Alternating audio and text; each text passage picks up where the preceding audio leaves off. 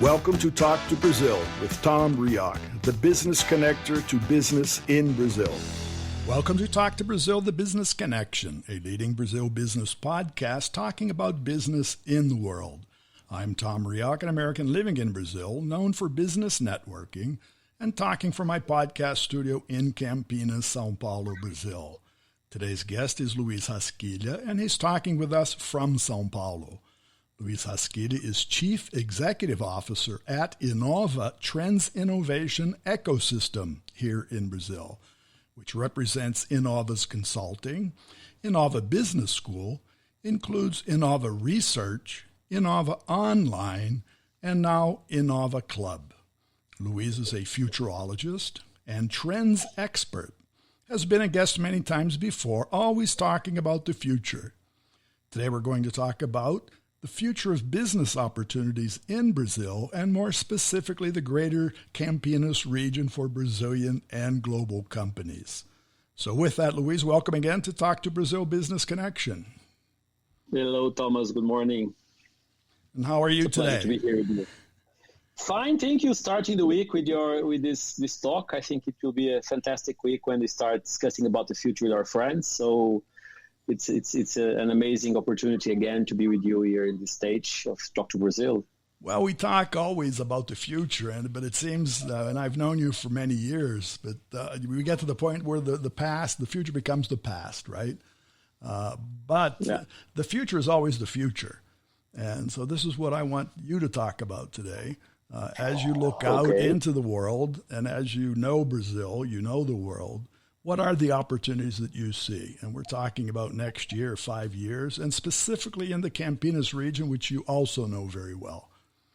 Okay, let me start from the macro. We are living the biggest change in human history.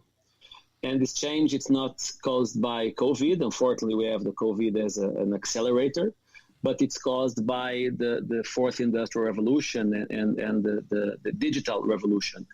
Last decades, 2010, 2012, 20, we used to map three big issues that change our world. The arriving of the iPhone and the smartphones with this behavior changing power. All of us today are depending on that small issue to connect us to the world. The fourth industrial revolution, in the consequence, in addition of the changing made by the iPhone and all the smartphones, not only Apple's iPhone, and in the last, at the end of the decade, the COVID-19, which will be the third biggest change in the last decade, which I call not a transformation issue, but an accelerator, a fast forward for transformation, because the digital world was mapping and everyone was aware or should be aware of this change. So COVID was the boost for the digital change. Right. This decade, 2020, 2030, we are living the biotechnology revolution. The need for the human behavior to adapt and human being to adapt into a new reality. Home office, connected, bubbles, living in bubbles, because we need to be apart one of the others. And the biggest change is on behavior and the way we see the reality. So what are the opportunities in the decade, 3, 4, 5 years, decade which is completely dominated by the digital trend, the home office, the digital office, and the technological revolution, a part of the human or bio revolution. We are experiencing a new path, new reality. We don't have any books explain to us how we can cross this reality. We need to draw it every day. Because we don't have in the recent history, 120, 200 years, we don't have any kind of information or recipe to build something in a new reality. So we used to study and to train and to work in a reality or rules that were predefined by the world. Right. And we are now we are compulsed needed to change to rewrite those realities and those rules, because it's not clear that the biggest corporation in the world will survive, and it's not clear that the small startup will survive. So everyone needs to readapt into a new reality. Of course, it's not a good reality based on the pandemic reality, but the pandemic will pass. It's a question of vaccine and time, and the world will go on. So, of course, we need to be aware of that. We need to be very careful about our health. But the biggest opportunity is based on the digital trends, right, and the capability that digital trends opens to all of us to work in the global scale. Well, let me take that point and bring this into a really personal situation that I know you, as many people, have been within a bubble, a family bubble. You've certainly been able to observe your child for a long time. And in that, as a CEO, what I think you've seen, and I've seen that with my grandchildren, that children don't have a past. They don't know about the books that don't exist. The only thing that they know is what they see, and what they see every morning. And for this last year, all children have literally been involved in the trends innovation and the digitalization of life more than anybody else. So they have a great advantage in just sitting back in your chair and looking. What have you learned from that? It's easy for them because, like you said, they don't have a past, so they don't have rules to follow based on the past, like the books or the normal classes, presential classes with a professor in the class, or with your leader, your chief in your office. So it's easy for them. They are digital natives, and all of us are digital immigrants. So we need to understand how can we adapt to this new world. And the youngest, my son with 5 years old, but my family, my brother with these 3 kids, 20, 17, and 15 years old. It's for them. It's normal and easy to adapt into a digital class or into a digital meeting or into a digital family happy hour. So for us, it's more or less strange because we are known and we are completely adapted to a new other reality. But now we need to learn with them. Because for them it's easy to traveling in this ambiguous context, and for us it's difficult to try to. But I don't need to travel to the office. I can work from home, and I can use the 1 hour in the morning and 1 hour and a half at the afternoon traveling between home and office, and I can use that for see a Netflix series or anything.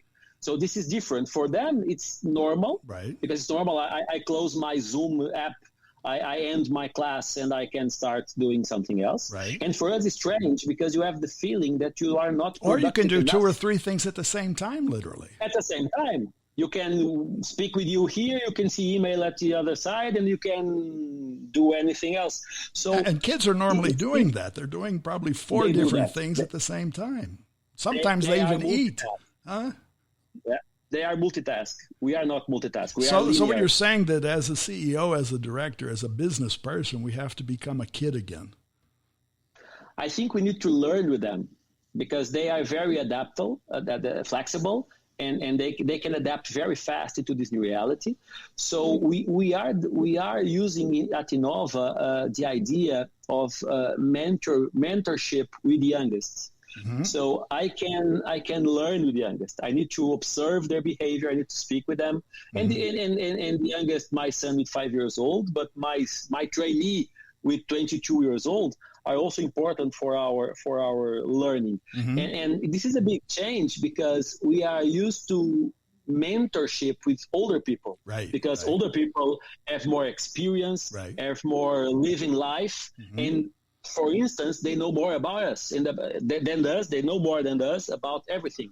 So it's not completely true, because you have in the youngest a new energy and a new way of seeing things that can help us too. Right, I'm not saying that the oldest Right. the oldest are off the budget or off the game. Not true.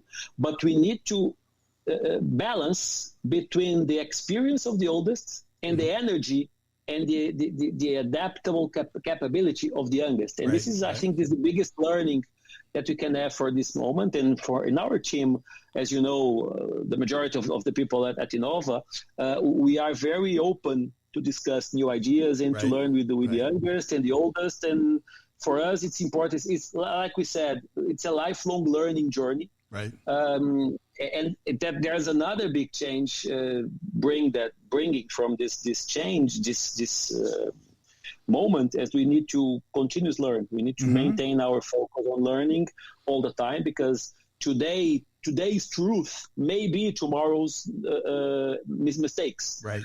And vice versa. So this two axes for me very interesting. Two approaches based on learning with the youngest and learning all the time. Right. So I think we need to reserve a period of our day, 1 hour, 2 hours, half an hour, wherever, every day, to see what's happening, to learn, to lead, to someplace read else, about right? And that's back to my point about business opportunities, because I know that, you know that. For our listeners, you're not Brazilian. You've come from a European culture. You've been here for many years. You assimilated various different cultures, as I have. Yeah. But we've gone out to the world and we've seen something. We're talking about 8 billion people in the world, but most of them haven't been anywhere else. Many companies, and the medium, large companies, CEOs, directors, also haven't been many other places. So they still have that local mentality, let's call it that way. And they're driven by headlines, right? But we know in Brazil, Brazil's one of the physically largest countries in the world, opportunities literally all over the place. But even from that standpoint, many foreign companies don't understand Brazil, or they think it's just one thing. And most Brazilian companies don't understand Brazil either. So they're also very locally located. And maybe that hour that you're suggesting is to get to know your own country or get to know another country. Start for that, because it's not one Brazil. We have 10, 12, 15 different Brazil's countries here, because the Northeast or the South are completely different. And it's not saying one is better than the other. That's not the point, right? It's different cultures, different ways of seeing it. And for instance, like you as an American, you know that the American business culture is completely, we arrive with our culture, with our values, with our way of doing business, and it's like this. It's not working anymore, not only in Brazil, but in the world, because every country with 8 billion people in the world, you cannot be convicted that one way of doing business is the only way of doing business. Right. So you need to adapt, you need to understand the local culture with their good and bad issues, and trying to adapt that. The Brazilian country and Brazilian people, I think it's people very flexible and very adaptable. Right.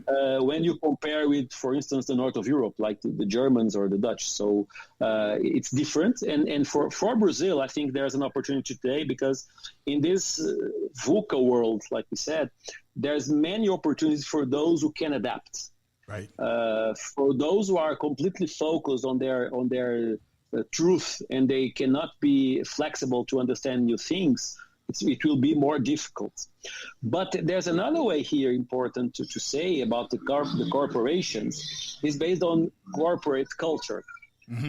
Because corporations and companies are designed by a corporate culture. And this corporate culture were designed in the last century for the majority of the corporations. Right. And the rules are different.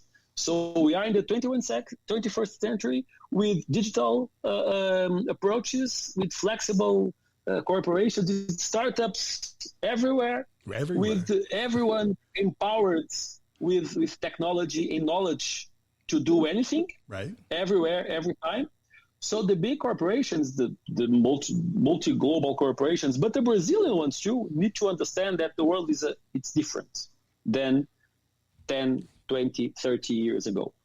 And the main challenge for CEOs and directors is adapt to a new reality, and understands that the path they cross to arrive here will not the path to the future. Right. So we are living the biggest change in human history, and in 30, 40 years ahead, when you look to 2020, you'll see the biggest 2020, 2030, of course, in these decades, you'll see the biggest changes in the history, and you'll see the biggest change in the corporations. Right. So, for instance, you have I can say in Brazil, 60, 70% of the corporations are now remote, are working from home. Right. They don't have the idea of getting back to office.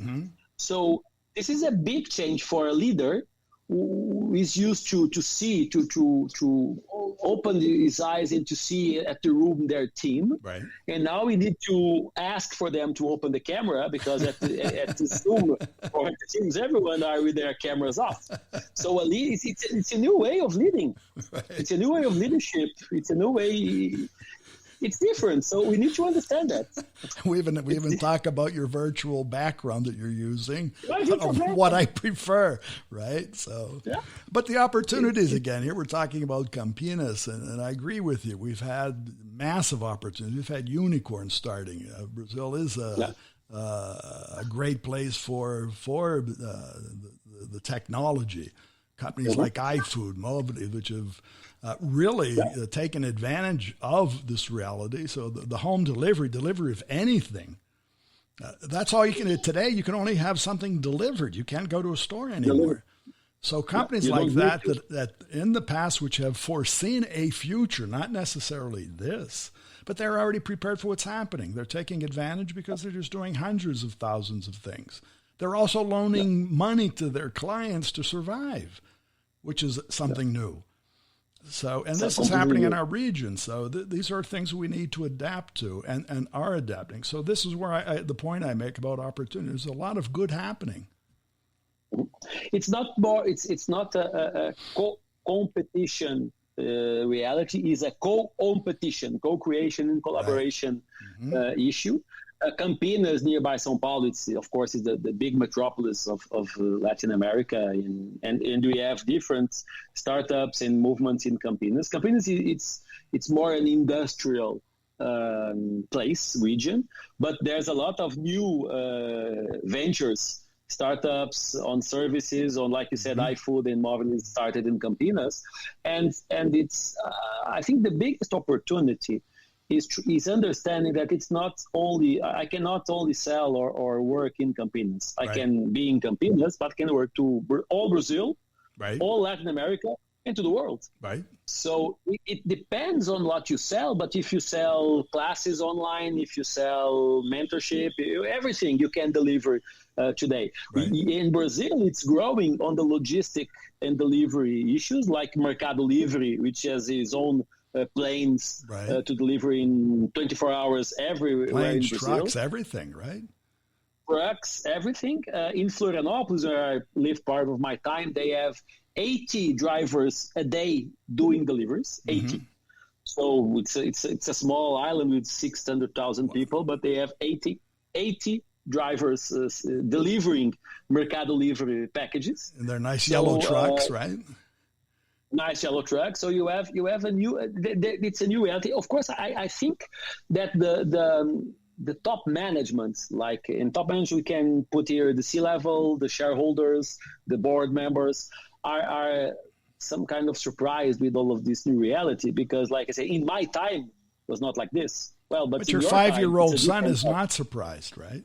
It's not surprised. It's normal for them. Yeah. For him. And they say to me, Daddy, can you see at Mercado Livre if I have the car X or well, but son, I don't have the money to buy. No problem. You can use your credit card. So for them, it's normal. That's normal. For all of them, it's normal. And it's not a shock between generations, but it's different perspectives in different generations. Right. And the oldest generations like us, the baby boomers or the X or need to understand what's going on. Mm-hmm. And my feeling, it's a feeling of, I don't know if they want to understand. because it's difficult. It's difficult to adapt. I'm at 5-10 years to go to my retirement, so I need to adapt. Right. I have a 12, 15, 20, 30 years experience doing like this, everyone doing at the same time and the same process. So I think the main challenge is not a technological one, but it's a behavioral one. I think you've seen that in Inova Business School. You've created actually a course for Trends Innovation. Yeah. And you've directed that to, let's call them more senior type professionals. Have you opened up their heads? Do you drill in and pour something in? I think so. What do you feel about that? We are a drop in the ocean when you compare to Brazil. We have we started our Trends Innovation board member executive programs 2 years ago. We have 100 students graduated from that course, which is, like I said, a drop in the ocean. But we are starting. I always say to my team, we are not running for 100 feet. We are running a marathon. So we need to go step by step using this Trends Innovation approach. And it's very interesting because on the post-MBA, which is middle top management targets, and the board member program, it's completely C-level in board members, you see the reality that they are aware that they need to change. And for that conscience, I think COVID-19 was a very helpful, unfortunately, was a very helpful way. Because they understood that they need to change, they need to adapt to protect their people, to protect their health, and to protect their business. Right. So if you maintain your way of doing your business in the COVID reality, you close your company because you don't have people in your stores, you don't have your people in your offices. Right. And if you don't have your marketplaces and your digital softwares to work, you don't work, so you close your door. Right. So in that particular issue, COVID-19 was a way of showing to the board of directors and to the general managers, hey, you need to change. You need to adapt into a new reality. Right. Literally sink or swim, right? That's life. I don't like it. A pandemic. It's not a good and a positive thing. We have people deceased, we have deaths, we have infections. But in the business perspective, we are not here discussing health perspective. In the business perspective, COVID-19 was clearly the message to all of us. Say, hey, the world is changing. Right. So prepare to change your business, to change your way. At Inova, we started the hybrid education of a business school. We started the hybrid education in 2016. So we started in 2016 with some classes online, with some classes physically in the room, and it was step by step. But with COVID, we changed everything in 8 days, 10 days. Because we are prepared, we see when you work on trends, you should be aware of trends and you should use trends. Right. So we saw that you have to be trends, right? You have to be trends. We saw the digital wave coming in the education. We started in 2016 with our LMS canvas, with training our board of professors and our team of professors, trying to understand how can we use digital to teach. And with COVID, it's not easy, but it was more easy than our competitors, changing to 100% digital classes. So this is a new reality. Well, you've also been able, through the digital system, gain students from all over the Brazil and eventually from the world. They don't just have to come into a class. We don't have to have a sit in a chair anymore. Well, they may need to sit in a chair, but it doesn't have to be near you. Does not to be near me, and we have students from Porto Alegre, from Florianópolis, from Belo Horizonte, but from Lisboa. One is from Estado México. So 1.5 years ago, we have students from Campinas in Campinas, from São Paulo in São Paulo, from Curitiba in Curitiba. Right. Today we have students all over the Brazil, and we are, of course, going step by step in our rhythm. bringing students from everywhere. So this is the same for consulting. Right. Of course, consulting is a little bit different because our consultancy division worked for many companies in Brazil and worldwide. But today it's more easy to speak with them and to lead with all our clients, the workshops and the meetings, because you don't need to catch a plane, 1 2 hour flight to make a 1 hour reunion or meeting and come back. And you use all of your day to make a 1 hour workshop or wherever. And more important, it's cheaper. Because you need to pay for a ticket to plane or an hotel if you want to stay for another. No, but in any sense, it's more productive. Period. Much more productive. It's more productive. And when you put that all together, lower cost, whatever, more retention on the part of the students or the clients, what have you. You wrap that all up, it's more productive. You really get 1 hour or 50 minutes or 2 minutes or whatever of quality. And like you said, you can do more things at the same time. So you can close this interview or this talk, and you can open the Zoom for another meeting. And in the 1 hour, you can make a talk into other part of the world. And it's going. You work more. You are more productive. So this is important because we need to balance between the more productive and working more hours into your health. Because if you travel for a meeting, you have a 1 hour, half hour, 2 hour, whatever break. When you close the Google Meet and you open the Zoom, you have 30 seconds break, which is the time that you take to close Google Meet and open Zoom.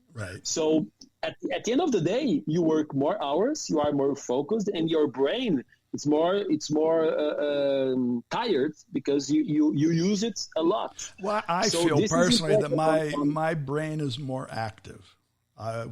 Seriously, I'm not. I don't complain about that.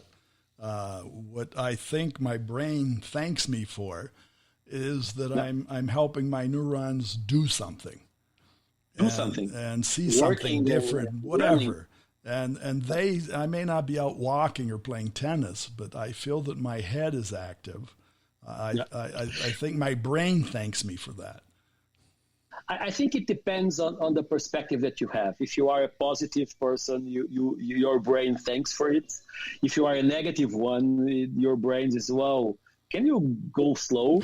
Because it's the reality. So it depends on, again, it depends on the people. It depends on the culture, on the perspective and behavior. So like I said, we are not living into only a technological revolution. We are living into a biological revolution too, because human being needs to adapt into a new reality. It's not use Zoom or put another marketplace on your software. I agree. It's understanding a new way of working, of living, of doing business on relationship. You have your computer, but you have your WhatsApp on your smartphone, and you have your email entering, and everything goes on at the same time. So it's different, not better, but worse. I think the point is what you said, and I think what we need to learn, or people need to learn and adjust to, there are really the two components that you mentioned. You can either choose or have a negative outlook, or you can choose and look for positive.